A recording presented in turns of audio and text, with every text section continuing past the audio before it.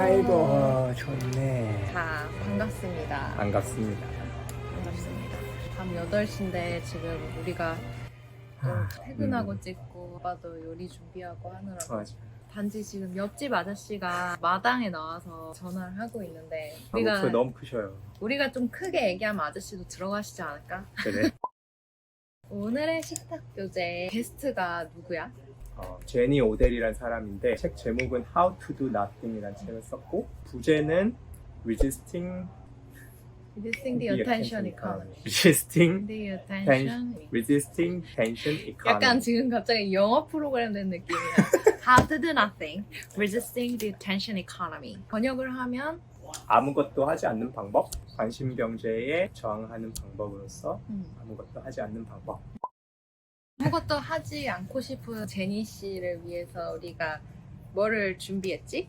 이게 좀 How to do Nothing이잖아. 오늘은 슴슴하게 자본주의의 맛을 다 빼고 저자가 좀 반자본주의적 소양이 메인 메뉴는 배추전이고 이것은 양배추 쌈밥인데 퀴노아를 넣었어. 퀴노아. 예뻐 너무 좋아. 퀴노아를 넣어봤고 난 탄수화물 별로 먹고 싶지 않아 하니까. 아무튼 이건 이제 민들레 튀김. 난 이거 처음 봐. 오늘 좀 한국- 사찰 음식 스타일로. 아저씨 들어갔다. 다음에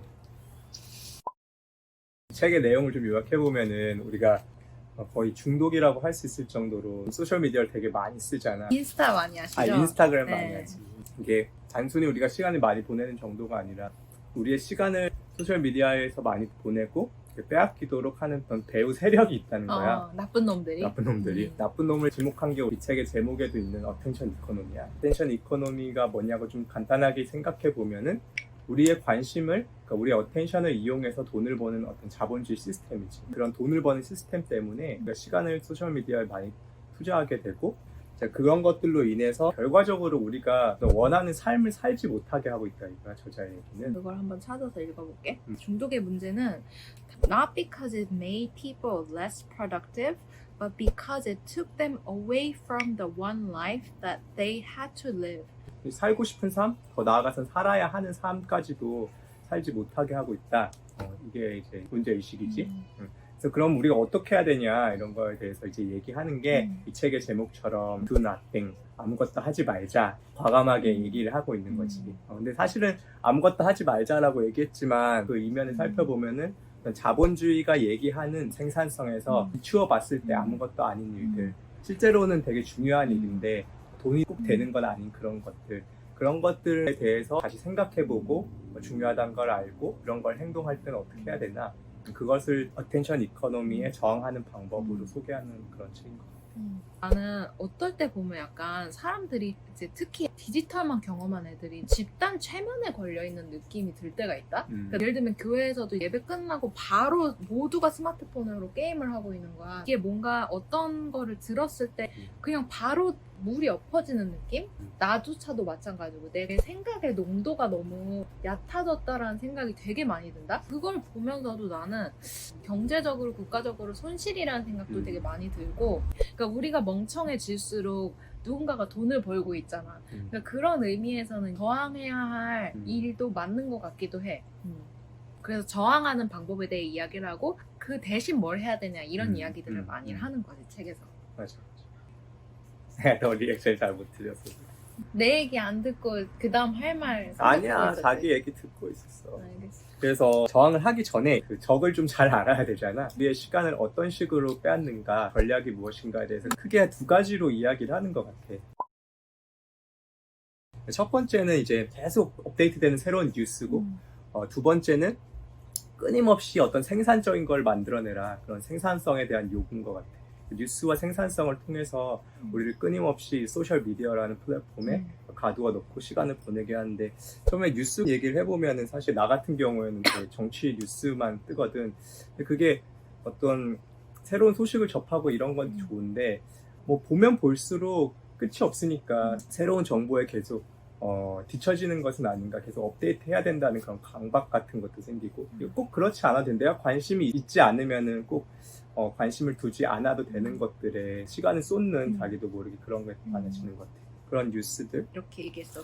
우리가 살아가는 이 시간은 되게 복잡하기 때문에 심도 깊고 미묘한 대화들을 요구를 하는데 그렇게 하려면은 시간과 공간이 필요하다. 우리가 같이 이야기할 수 있는 시간과 공간이 필요한데 그것을 우리가 아무 데서도 찾을 수가 없다. 이게 문제라는 거야. 모호한 주제를 이야기하려면 같이 얼굴을 맞댈 수 있는 그런 공간도 필요하고 시간도 충분히 있어야 되는데 소셜 미디어에서는 그런 게 부족하다는 거지. 뉴스에 대한 이야기를 했고 두 번째 이제 어텐션 이코노믹 우리의 시간을 뺏는 전략은 사실 생산성에 대한 과도한 생산성에 대한 요구라는 이런 말을 하고 있어.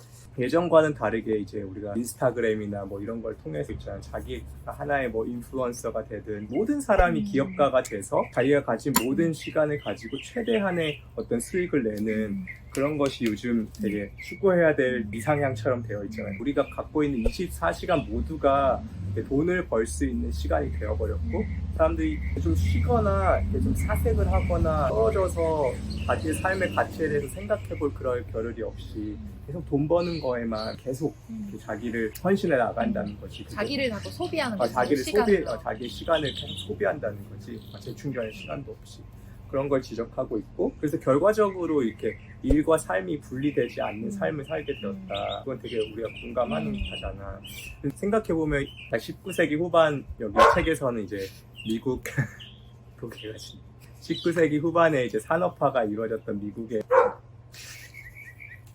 노동 환경을 생각해보면 사람들이 노동운동을 해가지고 너무 과도하게 일하던 거를 겨우겨우 8시간에 줄이고 그러니까 8시간 일하고 8시간은 잠자고 8시간은 내가 하고 싶은 일을 하겠다, 여가를 즐기겠다 뭐 이것을 캐치프레이즈를 해가지고 막 쟁취했는데 지금은 우리가 스스로 자발적으로 모든 경제를 허물고 24시간 일하는 그런 시스템 가운데로 들어가 있다는 거야. 그럼으로써 우리는 계속 소셜미디어에 접속해야 되고 그 안에 있어야 되고 거기에 우리 관심을 둬야 되고 시간을 써야 되는 그런 점에 대해서 지적을 하고 있더라고. 24시간이 잠재적으로 다 돈을 벌 수 있는 시간이라는 것을 처음 생각해봤어.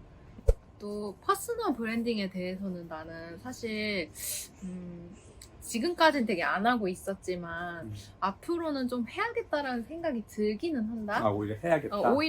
이거 뭐 읽기 전에도 그런 생각을 했는데 그러니까 나는 그래서 이게 나쁘지 않다고 생각해. 그 퍼스널 브랜딩 자체가 나쁜 거는 아니고 다만 흥미로웠던 것은 그냥 이렇게 기록하고 누군가에게 공유하지 않으면 그게 마치 없었던 일처럼 되는 것.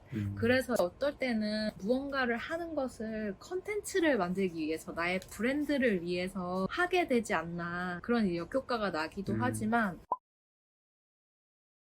그러면 어텐션 이코노미에 우리가 어떻게 저항을 할 수 있을까? 뭐 이런 방법에 대해서 저자는 이런 또 관련해서 이런 예를 드는데 좀 되게 재밌었던 게 에피쿠로스 학파 얘기를 하는데 당시에도 도시 생활이 되게 번잡하고 여러 가지 안 좋은 점이 많으니까 시골로 가가지고 가든을 하나 사가지고 가든 스쿨이라고 학교를 세운 다음에 공동체 생활을 하는 거야. 근데 우리가 사실 에피쿠로스 하면은 되게 엄청 육체적 쾌락을 추구하고 안 좋은 이미지들이 많잖아. 근데 사실은 이 사람들이 진짜로 추구했던 최고의 가치는 소소한 행복인 거야. 그러니까 소소한 행복을 추구하는 것이 가장 좋은 삶이기 때문에 우리의 욕망을 절제해야 된다. 도시에서 추구하는 물질적 가치를 추구하지 않고 채소 키우고 막 뭐 하루 종일 뭐 양상추에 대해서 이야기하고 그러면서 작은 행복을 느끼는 그런 삶을 살았다는 거야. 그러니까 요즘 말로 하면 뭐 소확행 그런 거지. 나랑 좀 통하는 게 있긴 해. 나도 이런 거 되게 좋아하잖아. 그 일상에 그런 작은 행복을 발견하고 그 행복을 무대를 꾸미듯이 하는 거를 되게 좋아하는데 목욕을 할 때도 꽃과 조명과 근데 나도 촛불과 근데 난 좀 심한 것 같아. 그래 좀 심해. 그러니까 그걸 되게 너무너무 좋아하는 것 같아. 그런 생각을 한번 해본 적이 있어. 이게 그냥 삶이라면 나는 행복할까? 라고 생각했을 때 솔직히 이야기하면 크게 뭐 더 이뤄야겠다라는 생각은 안 들어. 그런데 그게 옳은 삶 같지 않다라는 생각은 들었어. 이제 우리가 이 책을 읽을 때 우리 교회에 장로님이 돌아가셨잖아. 근데 장로님이 돌아가신 다음에 난 되게 많은 것들을 생각을 해봤는데 장로님이 이제 돌아가신 다음에 너무 갑자기 돌아가셨잖아. 돌아가셨다라는 소식을 듣고 사람들이 보인 반응이 근데 너무 많은 사람들이 연락을 받고 이 사람의 케어를 너무 받고 있었던 거야.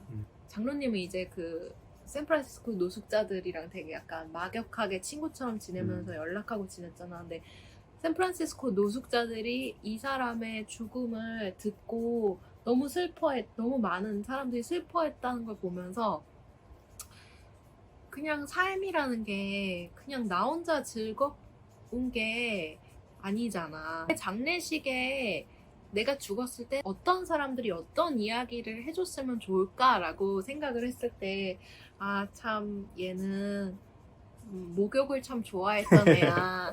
얘는 참 삶을 즐기던 애였지. 그냥 그 귀엽긴 한데 별로 아름답지는 않은 것 같다? 그런 생각을 했던 것 같아. 글썽글썽. 음. 그래서 좀 정리를 해보면은 이제 소셜 미디어를 통해서 우리가 시간을 빼앗기고 있는데 이걸 시간을 빼앗기는 시스템이 있다. 그게 어텐션 이코노미다. 뉴스와 생산성을 통해서 우리의 시간을 빼앗고 있고 이것을 대해서 어떻게 저항할 것인가 이런 숙제가 있는데 이건 자기가 속한 사회에서 벗어나서 해결책을 찾는 것은 꼭 지속적이고 궁극적인 해결책이 아닐 수 있다. 이게 지금까지의 포인트였던 것 같아요. 그러면 이제 제니는 어떤 걸 해결책으로 내놓는지, 저항의 방법으로 내놓는지 이거는 다음 시간에 얘기해 봅시다. 수고했어요. 네.